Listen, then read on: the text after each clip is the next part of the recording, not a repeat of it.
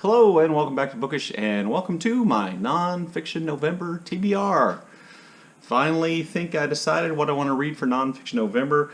Thanks to all the people who helped me decide what to read by posting your NonFiction November TBRs early, even though I think somebody, some channel complained about people posting their NonFiction November TBRs early. Who was that? Oh, it was me. Anyway, so thanks because you gave me some ideas. So, NonFiction November is more or less hosted by Olive over at A Book Olive. And she usually just sets 4 prompts, which are usually just, I think, always single words. And you can kind of riff off of those prompts however you want to. So one of the words is sport. I stole this idea for reading Zen and the Art of Archery from somebody. Was it you, Kazan? Maybe. And so I watched the video and they were going to read Zen and the Art of Archery as their sport book, and I thought, that's great, thanks for reminding me. Put it in the comments section. And I forgot who it was, and I'm not,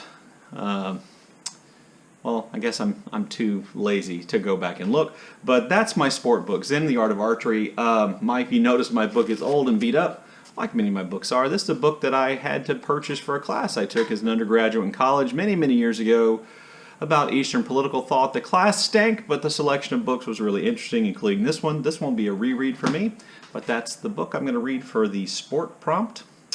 The next prompt was true. So I'm going to read this book called Flames and Vengeance, the East Texas Fires in the Presidential Election of 1860, which is essentially about the lead up to the 1860 election, the election of Abraham Lincoln, and then Texas's vote on secession, which happened in 1861, and how that affected life in East Texas. This is by a local East Texas historian. Grew up in East Texas. My dad sent me this book, and so I'm going to read that. That will be one of the books I read for True.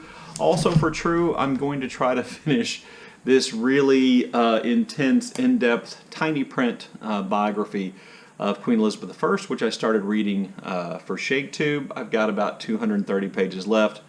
Hopefully I can get that done this month. I was really enjoying it. It's just that the print is so tiny and the information is so densely packed that it was really a slow read for me, who's already a slow reader. I think the next prompt was design, and so I'm going to read this book by Olivia Lang. It's a nonfiction book called The Lonely City. I believe it's kind of part memoir of her time when she moved to, I want to say, New York, but it also deals with the lives and works of artists who I think were active in New York at that time. A little bit unsure, but certainly talking about the lives and works of artists that would be qualified for the prompt design. So I wanted to read that. I was a big fan of Lang's book, A Trip to Echo Springs, which is about writers and alcohol. I really liked that book. Then for voice, this one was the hardest, and I might go one of 2 ways on this one, or I might actually do more than one thing. Again, I saw this on someone else's channel. I think it might have been a Never Promised You a Prose Garden, that they were thinking about reading Peter Matheson's The Snow Leopard, and I thought, absolutely, that's the book I definitely want to read. I read the prologue the other day, and it's all I could do to stop myself from just getting into that early, even though I had other reading commitments. So Peter Matheson's The Snow Leopard, that's the book I'm going to read for voice. I might also, though, read for voice a selection of books by the American historian Gordon S. Wood. Gordon S. Wood is a well-respected American historian. I believe he teaches at Brown. He's written a number of books. Particularly, I think he specializes in kind of in early American history, colonial, revolutionary era history. I've read this kind of small brief volume of the history of the American Revolution by Gordon Wood. I might reread that because that wouldn't take me very long. I would also like to read this book called The Americanization of Benjamin Franklin by Gordon Wood. And then I also have a collection of review kind of essays called The Purpose of the Past by Gordon S. Wood. You know, one of my first thought for reading for the voice prompt was to read one author, particularly a nonfiction author, so you could kind of acquaint yourself with their writing style, with their voice, and that's, you know, certainly something I'm thinking of doing. If I get the time, I will definitely do that. But as is true for everybody, September's busy.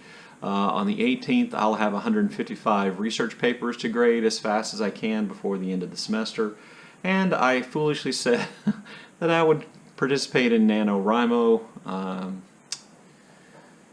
Yeah, I might have lied about that. I have an idea, I have a vague outline. I'm definitely a pantser when it comes to most writing projects. So we'll see how that goes, but that would be my November. Anyway, I really am looking forward to NonFiction November. Let me know if you've read any of the books I chose, what you think of my choices. As always, I look forward to your comments in the comment section below, and thank you for watching.